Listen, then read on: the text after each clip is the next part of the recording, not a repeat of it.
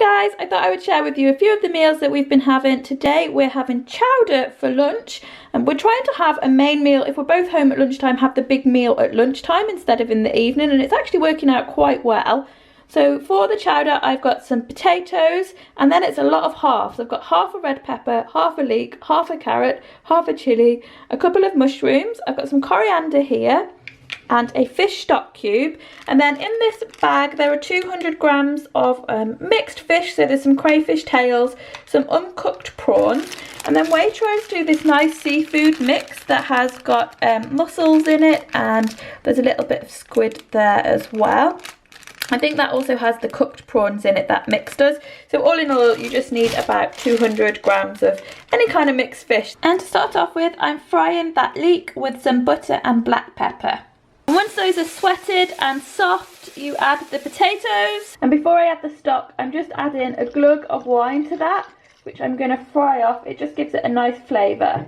So just take this off the heat to show you that it's gone kind of thick, the wine, with some of the liquid that's come out of the potatoes. I'm going to add the stock cube now and 300 mils of hot water. And then I'm going to let that simmer for 10 minutes just to cook those potatoes so they're nice and soft. So I've just diced up the rest of the vegetables that are going to go into it. They will cook really fast because they're chopped very small. I've got the coriander, which I'm going to dice up. Normally I would use parsley, but I don't have any this week. And I also think a half a courgette, if I've got that in the fridge, I would add that in too. I found some parsley at the bottom of the fridge, so I'm going to use this instead, which will be much better. Next, the rest of the veg go in, and you just need to give that a few minutes really to cook the carrots through.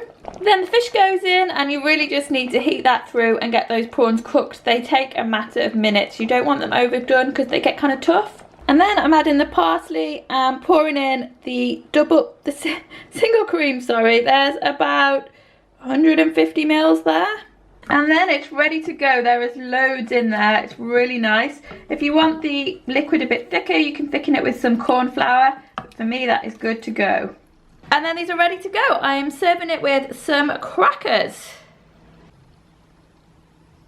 Today I'm making a spelt risotto. So I've got the other half of the leek. I've got some butternut squash, parsley, and some chilli.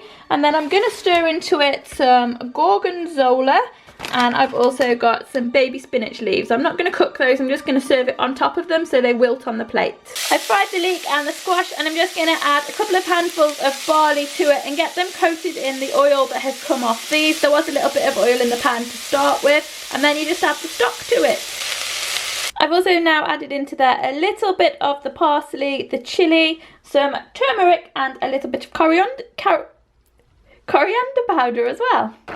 This is nearly ready now. I'm just boiling off a bit more of this liquid, and then I'm going to serve it on top of this spinach with the gorgonzola on top and the rest of the parsley. Tonight we're going to be having a roast vegetable dish, so I'm just roasting up these vegetables here. I've got cauliflower, which I've left quite chunkily, courgette, squash. The squash was such a challenge to get into. It was rock solid, and some tomatoes in there as well. I'm going to cover it with Italian herb and just roast it. I'm not going to roast it till this evening, but we're going to be a little bit late getting in, so I thought if I prepped it now, because all this chopping, especially the butternut squash, has taken so long to get into, when I do get in I can just shove this into the oven, and I'm going to serve it with some orzo. These have been roasting now for 20 minutes. I'm going to give them another 5 minutes because the orzo's not quite ready, and then they'll be good to go. I've drained my orzo now, and I'm just pouring it on top of the vegetables.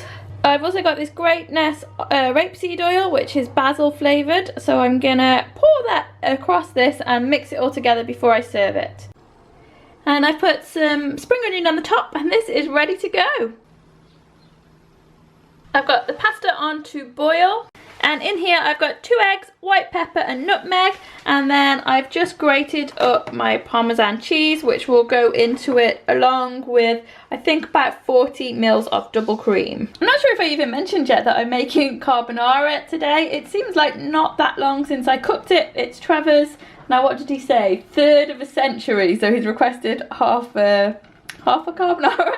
He's requested carbonara again. I think the last time I made it, it was for Trevor's birthday. I've got my lardons in here. It's my new pan as well. They're just frying with a little bit of oil now, and once they're crispy, I'll put some vermouth into them. And I've mixed up the eggs and the cream, and that gets poured on at the very last minute, and the cheese is in there too. So that vermouth has reduced now. I'm gonna pour on the milky, eggy, this mixture. And this is the carbonara. I'm not sure if the griddle pan was the best one to do it in, because it almost went a bit like an omelette in between the griddly bits. So it's not the smoothest of sauces, but it's gonna taste really good. Thanks for watching, guys, and I'll see you next week. Bye bye.